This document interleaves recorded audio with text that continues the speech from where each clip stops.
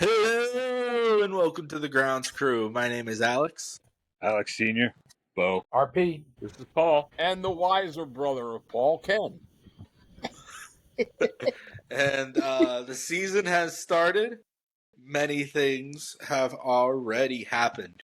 A lot of news going in, and only the first series of games so far. Where do you guys want to start?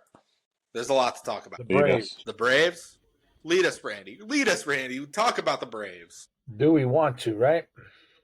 Quite amazing. It's tough when you're a standings kind of guy, and you look at the standings and you're just thumbing through, and they're at the bottom, 0-5. That's a bad start. That's a real bad start for Atlanta. Yeah. They could be reeling for a while here if they don't get it ironed out. I'm looking to see what Swellenbaugh will do on their home opener on Friday. They haven't gotten home yet, so I've got him on Friday home opening there. So we'll see. It's likewise for the Red Sox, the same way. They haven't gone home yet. There's teams that haven't had their home openers yet, and it's about 5-6 games into the season. So, but I'm really surprised about Atlanta. I really am. I think those things have a tendency of not correcting themselves, and that 0-5 goes to 1-7 and 3-10, 4-15, and all of a sudden you're looking up from the bottom of the side. Right. Well, they're going to depend heavily on Ronald Acuna Jr. once he comes back. Yes. He's supposed to be coming back in May, I believe.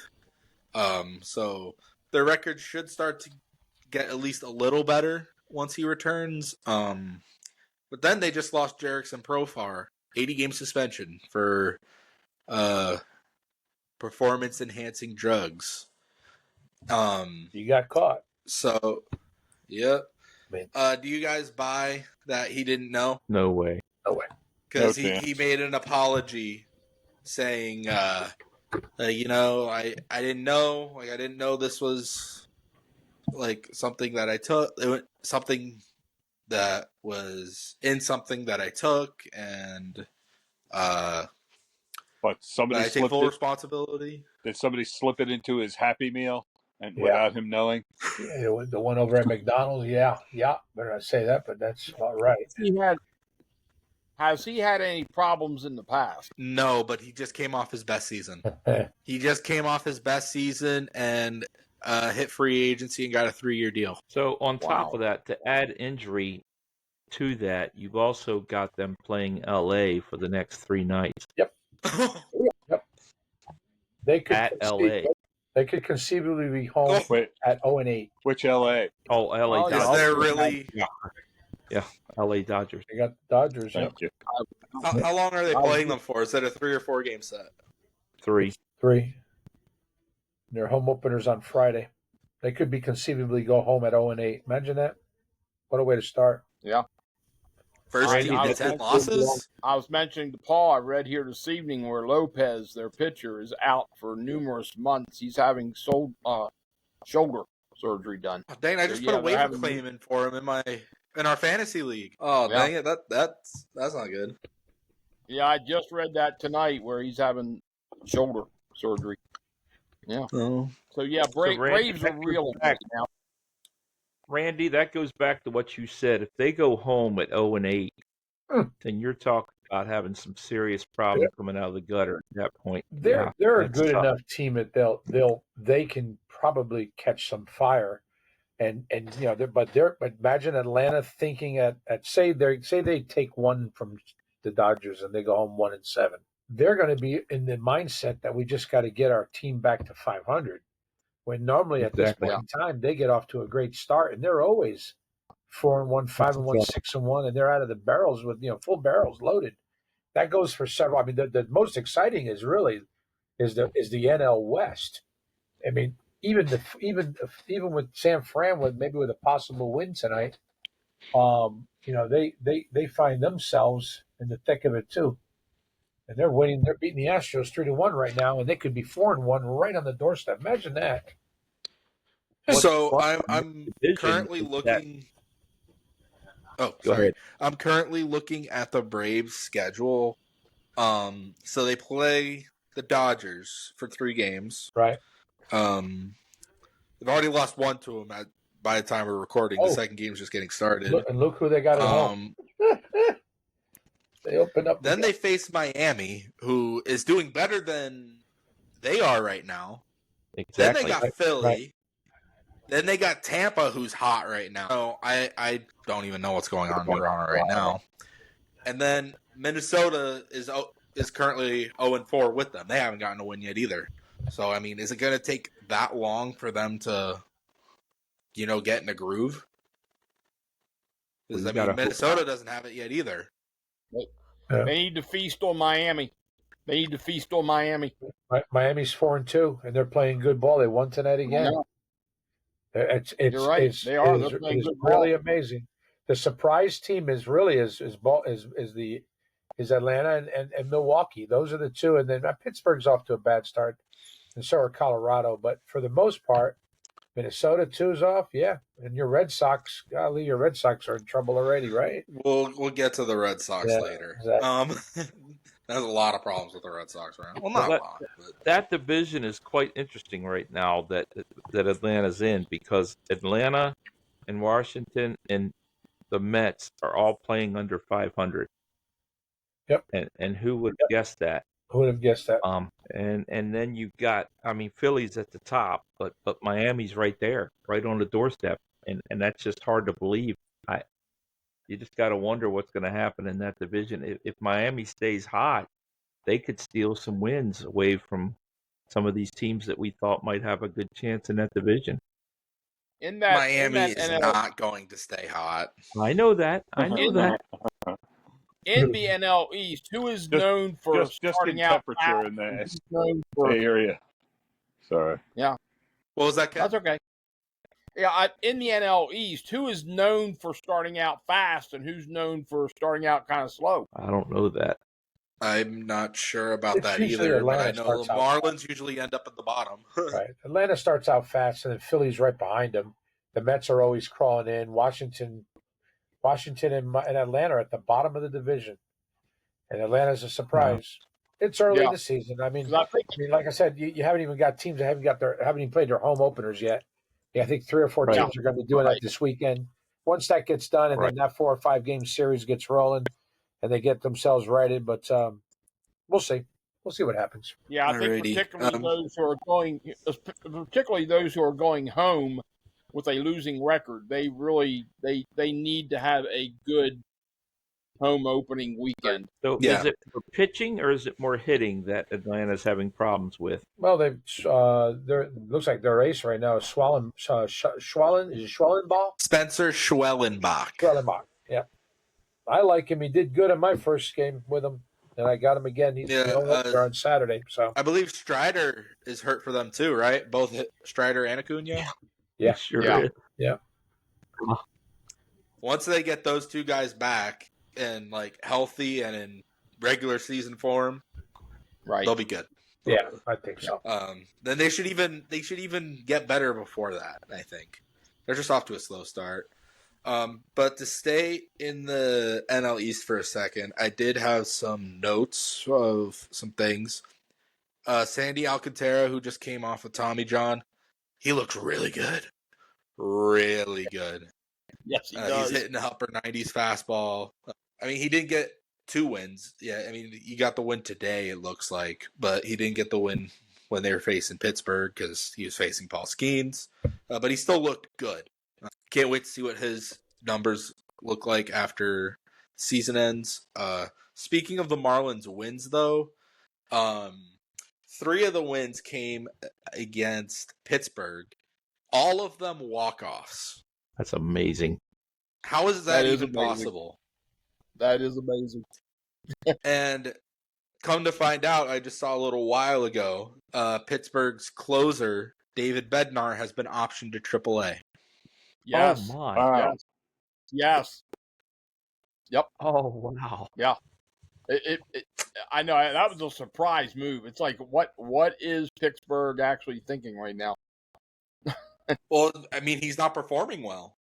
Bednar's not performing well. You're right, he's not. Yeah, he's not performing well. I mean, and That's he true. was an all-star like what, 1-2 years ago, I think. Yeah, Maybe yeah. even last year. Not sure. But just a little But side note story that happened in Miami that's really cool. Jeff Conine just now got honored there, and he got their Hall of Fame. And on that same night, his son is playing for Miami, and he Griffin got Conine. Griffin Conine. He actually got the winning home run in that same game. He had a great play sometime during that series too. I don't know if it was the same night, but he also stole a pretty good home run. So Yeah, I saw that. It's pretty cool that he played some pretty good ball, and there he is with his dad there. So I've always liked Conan. He came to Baltimore for a little bit. He played with Baltimore, and so yeah, that's just a neat story. I like to see the son go back to the same teams that the dad played at. That's neat stuff.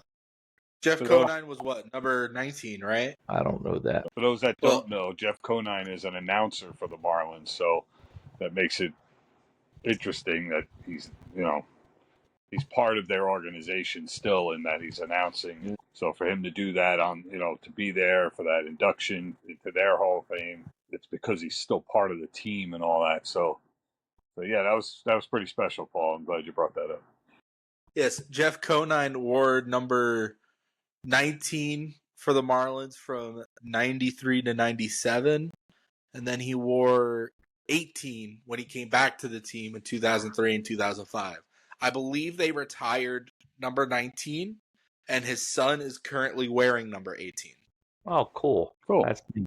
That's neat. That is neat. Cool note there. All right, I believe we have exhausted enough out of the NL East before we even make our NL East video. One thing I do want to still mention from the National League, Carson Kelly, former Palm Beach Cardinal, now with the Cubs, hit for the cycle in Sacramento. First time someone's hit for the cycle in March. Years. I did not know that. Years in It's Chicago. also the first time for the Cubs since Mark Grace did it. Is the last guy that did it.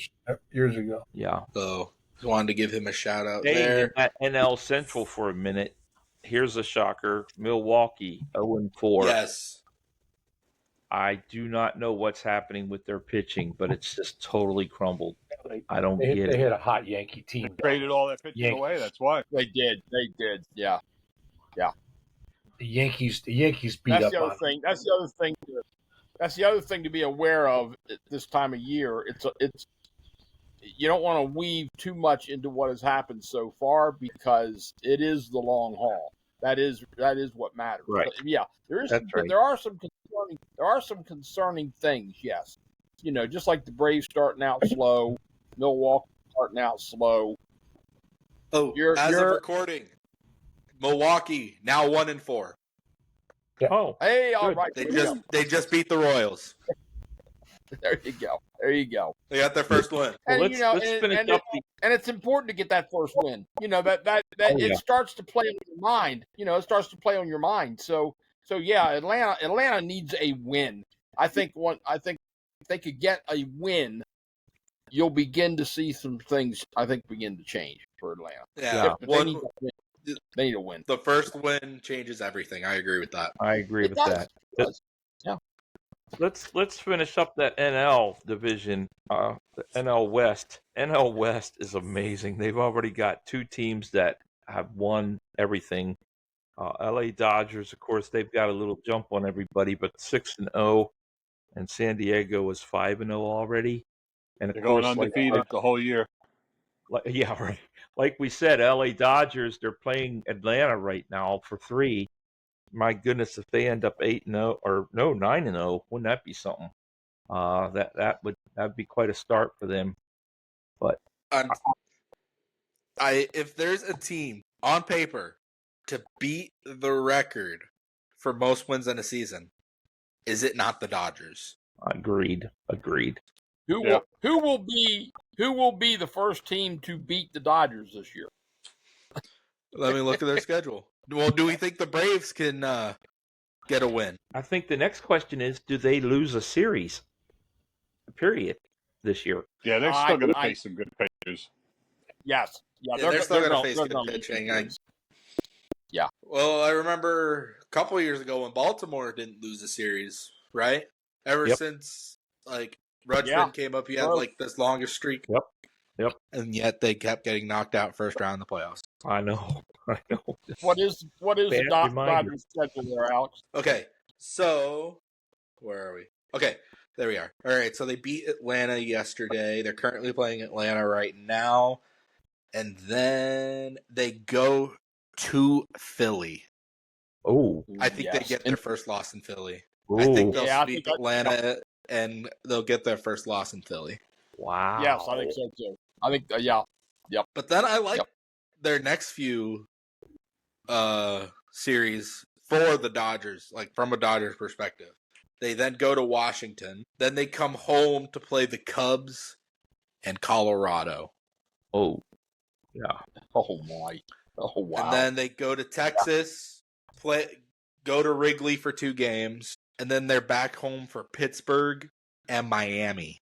Pittsburgh. So, what will their record be at the end of April? That's going to be 62 and 0. Oh, sorry, 60 and 2. Let's see. Well, anybody, Alex, check your centering, because Alex, check your centering, because I'm looking at your ear.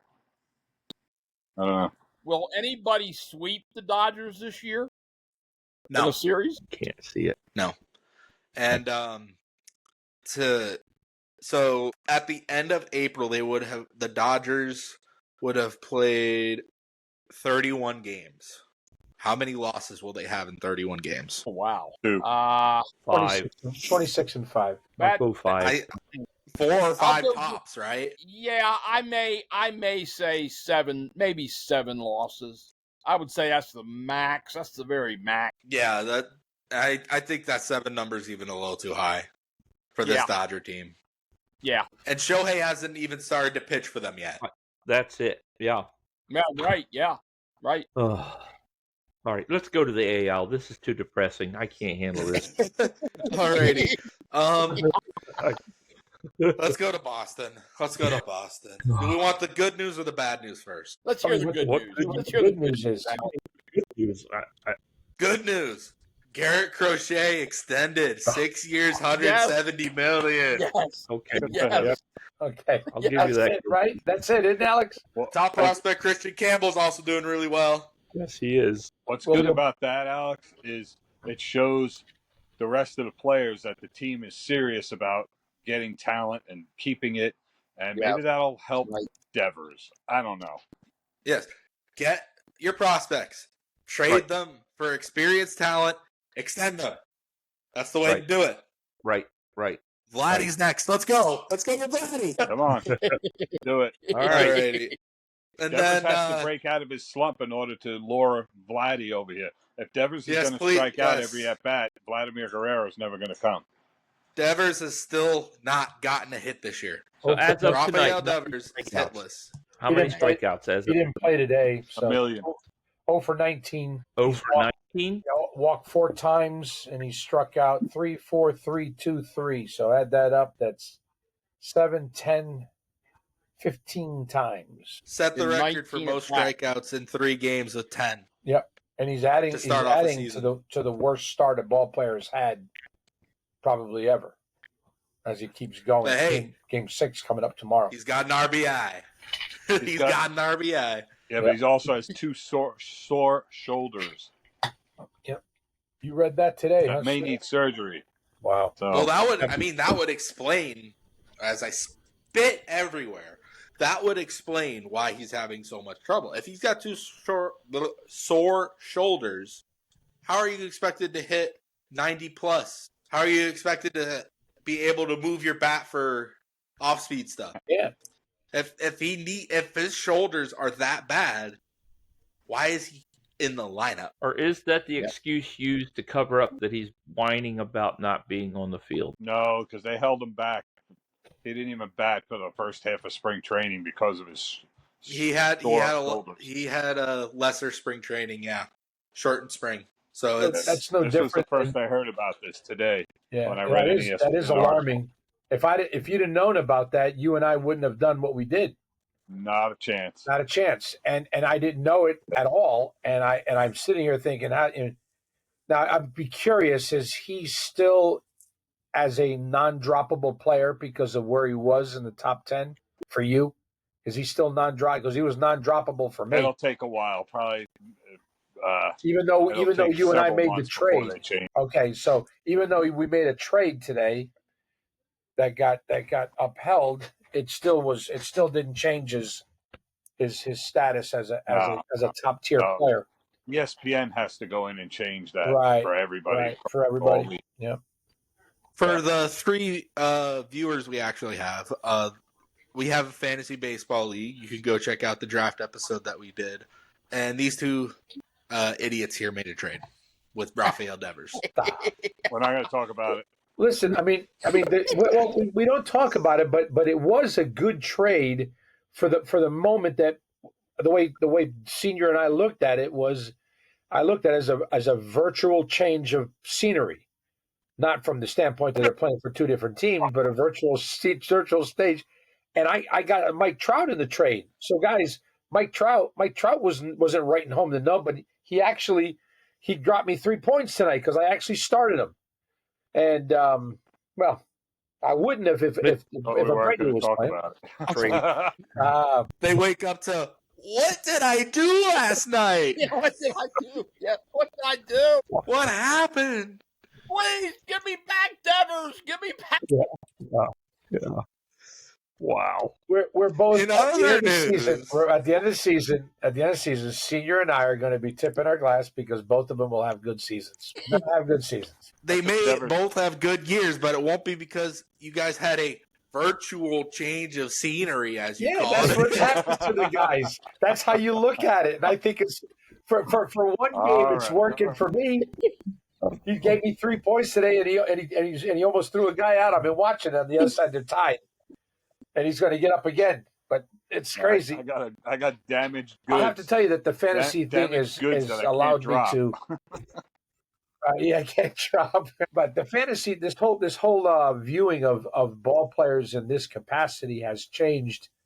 Where I would normally have been at the beginning of any baseball or any season of sports, I would, you're just looking at trends and things. Now it's an immersion, right, Alex? It's an immersion into the game, and I'm concerned about 14 starts this week. Unbelievable. And I'm not even concerned. I already have it mapped out. Now I just wish I had some hitters. Hey, can we digress a little bit? I mean, you have 3 points for your virtual change. The virtual change. Next. Well, right now it's in a 3. Yeah. All righty. The next on the list. What the heck are the Yankees using? Torpedo bats. Do you know the story? Take this one out? Yes, please, sir, take it. I would like to take this one. All right. Yeah, take it. These bats look sort of like a bowling pin. Yankee fan trying to justify it. Let's hear it. No, hold on. So they it's a reconstructed bat. So it puts the wood in the more wood in the sweet spot of the bat to help hitters, help you get more hits. So how is this legal? Well, it's legal because the MLB rule 3.02 makes it legal. It is. 3.02 says that it has to be a round stick, not more than 2.61 inches in diameter at the thickest part, and can't be more than 42 inches in length. So it leaves a lot of leeway. You can do a lot of things with that. And some physicists, a guy that's really into creating things and came up with this formula to reconstruct the way the bat is made to give you more wood in the sweet spot. And this got approved by Major League. So it's available for everybody to use. It's going to go sweeping across the game. It's already started. It already started, right? We know what the Yankees did with it over the weekend, setting a record with all those home runs and whatnot. Interestingly enough, Aaron Judge, who had 3 home runs and actually almost bid for a 4th one in that game, is not using that bat. He's sticking to his original bat. I thought it was kind of funny that Manny Machado was on a podcast over the weekend saying he had no idea what this thing was, but he was very open to trying it. And let's see if I have it. So I have no idea what it is. They should send a few of those over here. If they're hitting homers like that, then yeah, send some over here. so everybody's trying to get their hands on them now. See what they could do with it. But it's approved by Major League Baseball. It fits the I guess the measurements and all that. And how do I feel about it personally? It's kind of changing the game a little bit in a way I'm not sure I like. But I think more importantly, if they're going to change a bat configuration like that, one of the pitchers on here said it's almost like watching someone playing slow pitch softball because of how fat that part of the bat looks.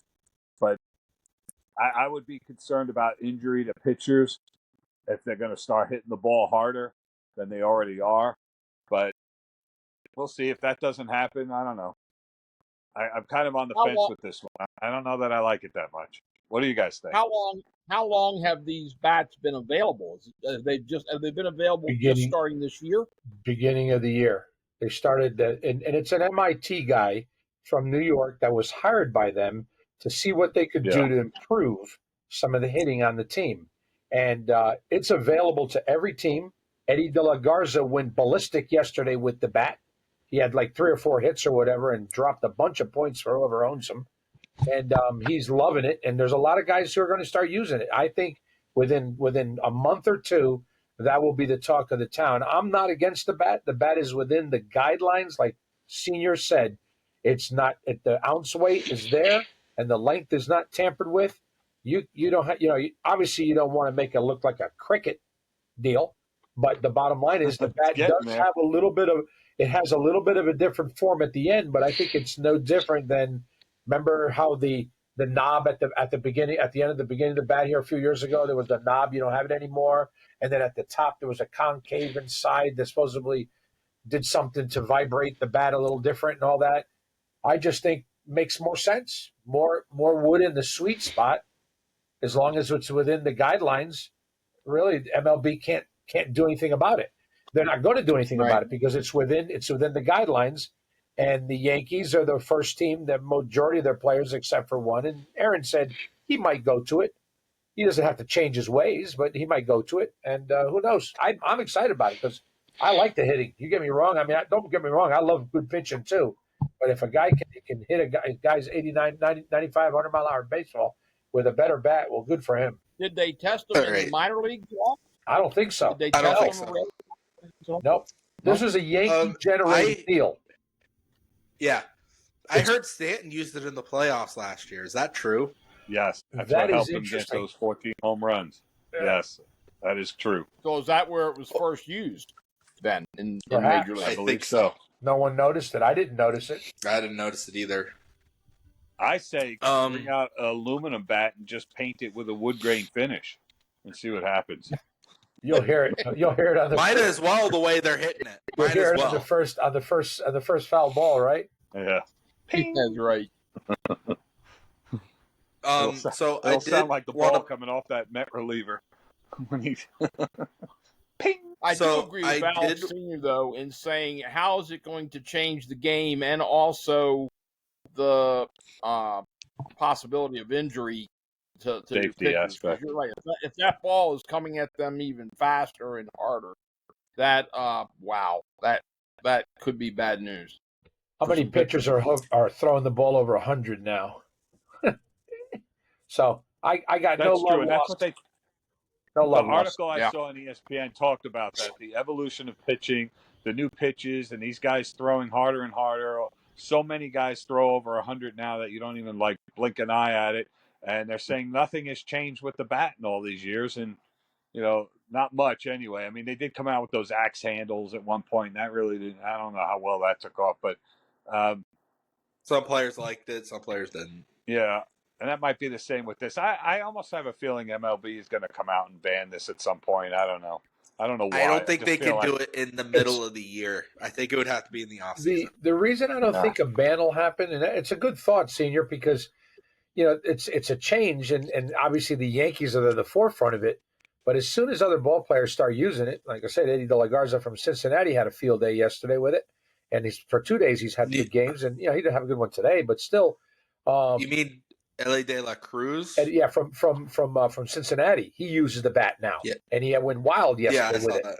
And nice write up about that. But I'm for. I mean, the more home runs, the more exciting baseball is.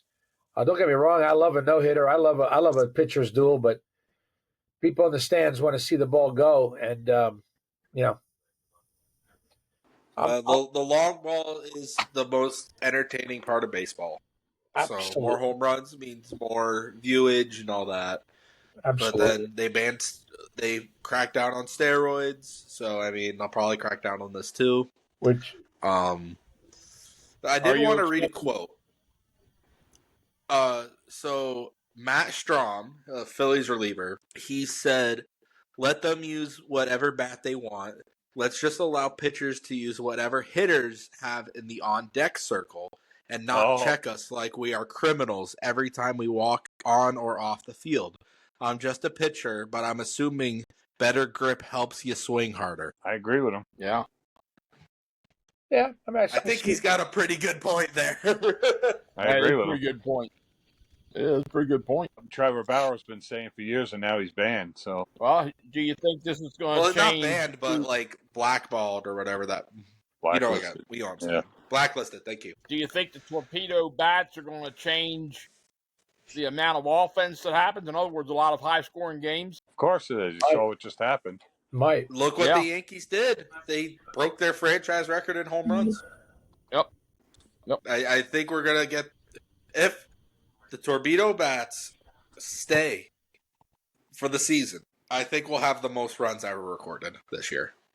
I believe that. I think you're right. It makes sense though. Put the wood at the part of the bat that would help it go further. That makes sense.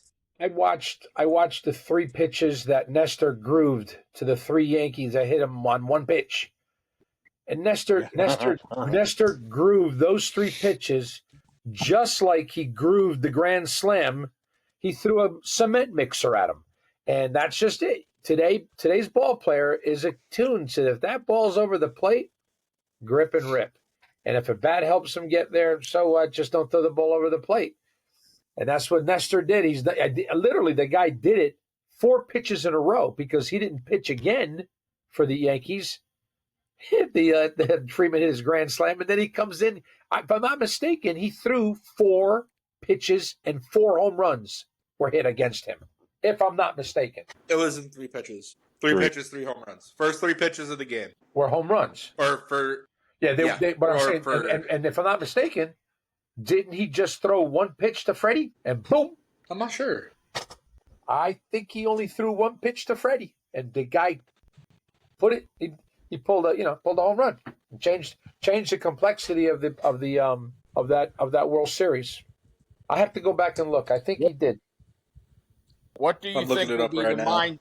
What do you think will be the mindset of pitchers now if the torpedo bat stays around? What will be their mindset? It's going to be a problem. Going to be a problem. You've taken away all their sticky stuff. You've taken away the rosin and sweat. You've taken away all the stuff, and now they're going to have to pitch to torpedo bats. They're going to have to come up with something different. They're going to have to change their movements, their motion, to try and move the ball. They're going to have to try and throw harder, and it's just going to create more arm trouble for pitchers that are already in a world of trouble. I mean, more than ever before. So I don't know. That's another downfall of this new bat creation. Let me throw this out at you. Do you think it's an unfair advantage to the batter? Not yet. It might be, but not yet. I don't know about unfair. I think it's we'll see. Unfair. Remains to be seen. Like whoever just said how many throw over 100 miles an hour now? They all do. Unfair. I don't know. It's good. It's going to be interesting. There's no doubt about it. It is changing. It is changing the game already. What do you think, Paul? My other brother was majorly into NASCAR. And one of the reasons why he quit NASCAR was because they were often making changes to the game, to the sport. And I'm afraid that baseball's starting to do the same thing. It's just year after year, change after change, and some of them stick, some of them don't. but they're trying to do things in order to please the crowd, in order to please people. And I mean, you're talking about a game that's been around for decades, and we're trying to change it. And I'm not for it, just because I I'm a pitcher guy. I like the pitcher, um, and I'm afraid it's going to change. I mean, how many bats are going to split, and all those pieces, and then you also got to think about how's it going to change all the way if they don't use it all the way down through college, high school, minor league. How's it going to change when they get up to the MLB? I don't like that. I mean, I also heard on the MLB network that pitchers, the reason why there's so many pitchers now is because it's just, I'm going to throw you my heat and you're just going to have to deal with it because it's going to be every pitch. It's no longer worried about location. It's just bring the heat, bring the heat, bring the heat, bring the heat. Now, it's just to go against that, absolutely. But I'm just worried that it's going to change swings. It's going to change so much that it could totally change the dynamics. If we end up with more hits and runs than ever before, that's going to ruin baseball for me, because that 20-9 is not a game to me. That sounds like a football game. That is not remains baseball. To be seen. Right, remains to be seen. Hey, So- I'm going to see if we can see a picture of this. Let me know if you can. The bat kind of looks to me, especially this one with the silver color to it. It looks like an aluminum bat that somebody smacked on over the railing, and it like squished it out a little bit. See if you can see this. Can you see that? Yeah, Can you move it a little more to the right? So who exactly used it so far?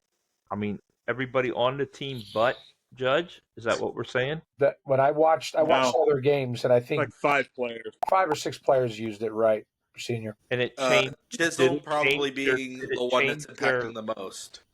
Did it change their definitely their batting average? I mean, it changed no, everything. It hasn't. It's too early for that to happen, to show that. I think really, I mean, we're talking about something that looks like it might change the way things are. Let's wait till the end of the season, find out if the Yankees hit 400 home runs this year, then you might want to say, hey, wait a second here, or say Aaron decides he likes what he feels with the bat, and the guy clocks 100 home runs. Then there'll be people saying, hey, no different than when Barry went to 73. Was it because of juice? I'm not of the belief that it was because of that. I just think he was in his zone. I mean, he walked that year. He walked 125 times. They intentionally walked him 125 times. He'd have probably hit 100. But I just think it just remains to be seen. There really hasn't been any major, huge incrementals in any part of pitching or hitting in the last 50 years. There really hasn't been any real 5 major Yankees incrementals. used it.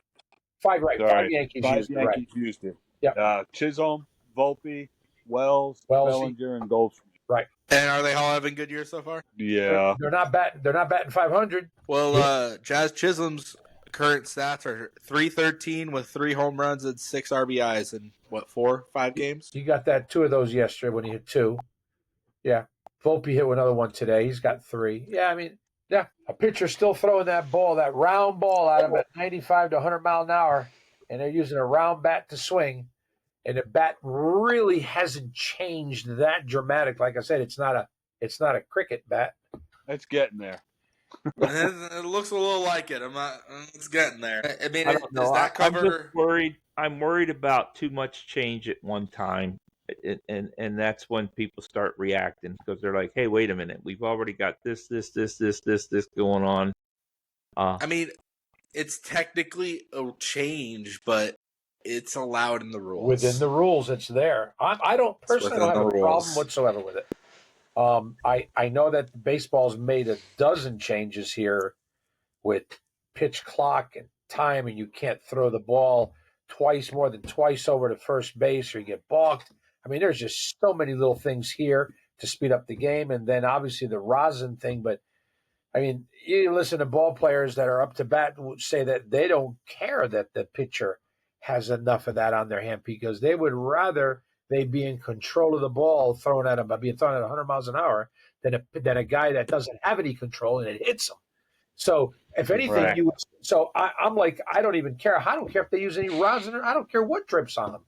Let them throw the ball over. So are we agreeing? Yep. So are we agreeing with Matt Strom? What's that? Give the pitchers what the hitters use in the on deck circle. Yep. Yeah. Fair. Some pitchers have been doing that already and getting away with it for decades. Decades. Pine right. tar in their glove. You got it. Glove, hat, pocket. And we're gonna edit that out. Okay. How many ball stadiums are gonna take their fences and back them up? They might start. Baltimore thankfully moved it in. Remember back in the 90s, they not only did they bring the fences in, they changed the core of the baseball so they would have more out the window. Are we look like we're in a transition? The core of the baseball every other year now. Yeah, there you go. One year they juice the ball, the next year they don't, and the next year they juice it again. I think we're in a juiced year this year. And it's already been, they've cut these balls open and they've shown the difference, and it's already been known. And the commissioner goes, "Oh, well, I don't know nothing about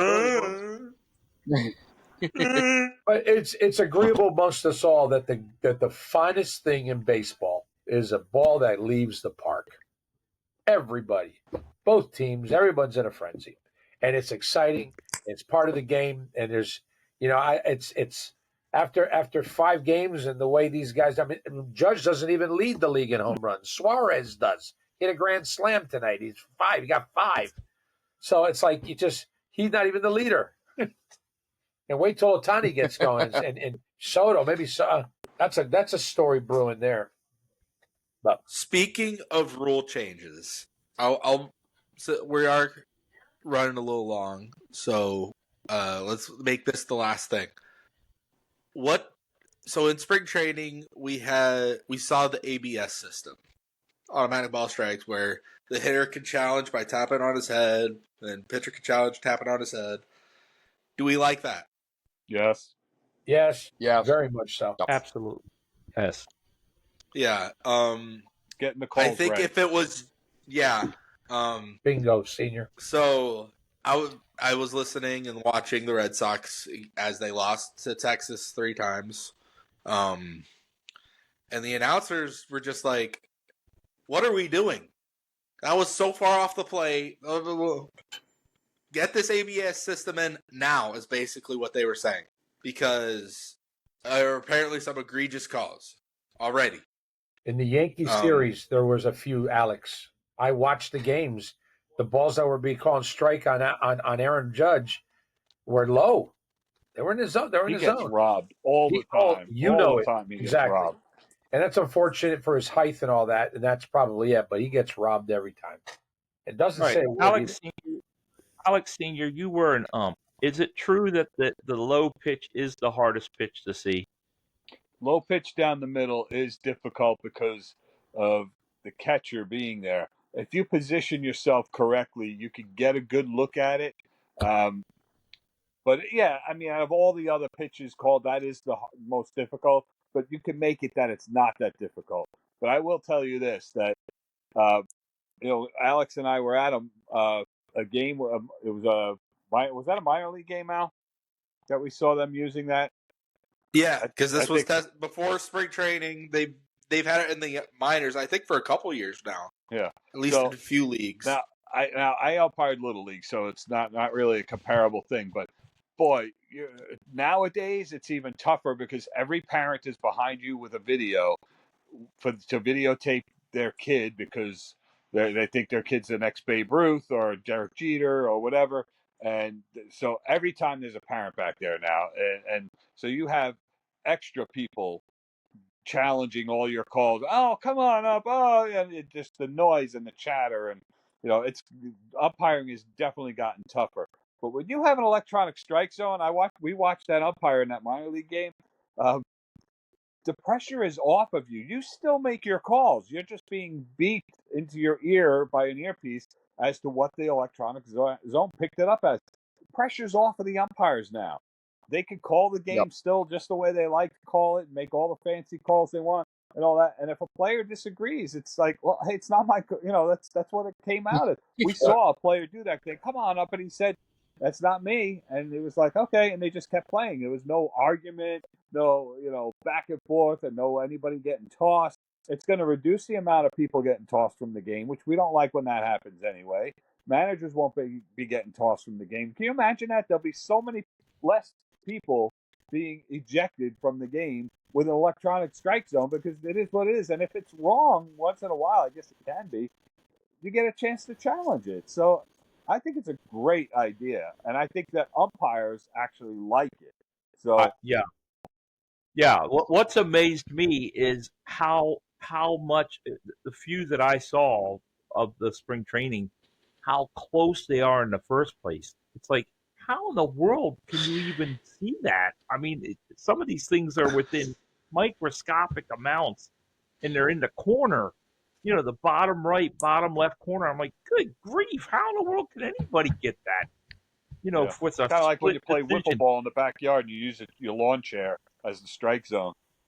As long as it hits the handles and above, it's a strike. It doesn't matter how it got there. Right. Does it adjust? I mean, when you think about the movement involved with the ball on top of that at this level, I don't know how in the world they've got it right through the years. I don't see how they see it. I can think of one umpire that would maybe not like the electronic strike zone. The umpire that called a perfect game in the playoffs, and like for a perfect game for the umpire, they threw the sheet up of all the pitches, and he got every single one of them correct in a game. That's the ball. Turns out, I believe it was that, because that was last season, right? Yes. That umpire has been fired for gambling. Oh no! You've got to be kidding me! Oh man! Oh my! Does the automated strike zone, does it make the adjustment? I know there are those that of course your height changes the strike zone. I would think it would have to. Yeah, I would think it makes that adjustment. I would hope it does. Yeah. Yeah, I can't believe that. My goodness. He may have called a perfect game with balls and strikes, but he is no longer a Major League Baseball umpire. That's hilarious. It's conceivable that this automated deal, I mean, it's obviously used in tennis big time. Tennis, every line shot, they can practically call, and it's so instantaneous that it could almost replace the umpire from making balls and strike calls, and he's there for plays at the plate and foul pitch, or whatever he would be used for. And I just want to get the strike right. It doesn't eliminate it though, Randy. It doesn't eliminate it, because you still have to have someone back there letting the batters and other people know what the call is. That's what I'm saying. But that's what's neat about it from an umpire's standpoint, is you still get to call your game the way you call it. Just you now have the pressure off of you. And the thing with I can see it I that just way. want to interject real quick. By the way, the thing with the ABS system, is I believe each team gets 2 challenges a game. Correct. But if you get them right, you keep going. Yeah. And by the way, I again can't believe that umpire is no longer in Major League Baseball for betting. And this segment brought to you by DraftKings. DraftKings, crown your king. Hey, whoa! We're not sponsored by DraftKings. Whoa! Just kidding. I knew it was coming. I knew it. This segment is brought to you by the Pete Rose Gets Into the Hall of Fame Foundation. Okay. There you go. GAMBLE. But I say that in jest, but that is an issue. I mean, DraftKings is everywhere. All those betting things are everywhere, and yet I know you can't have it. That's a very good statement, Senior, and one that we could make a podcast about, and really just entertain all the different sports of what kind of domain they have now, and what kind of domain gambling has in every sport, and how it has the ability. I mean, in-game gambling is huge today. Forget that you just figure who's going to win the game. The sport, you cannot do it. It's Oh, part of your job. Well, of It's course, almost like taking bribes as an adjuster. You just can't do it. So you have to stay clear of it. It's right. You know, It's do happened. you want to play Major League Baseball, or do you want to sit on your couch at home? If you want to play Major League Baseball, it's a rule. You have to abide by it. So. It's a rule, but how can it be? How can it be controlled? It's not. When you got 20 and 21 and 22-year-old guys getting multi-million-dollar contracts, and it's the first real money they make, you can't tell me they're not going to do a $3 bet on who's going to strike out in what inning or what's going to happen. I don't believe that for a second. There's no way you're going to stop them from doing it. $3 bet, Paul? That's not three. Three's for you and me.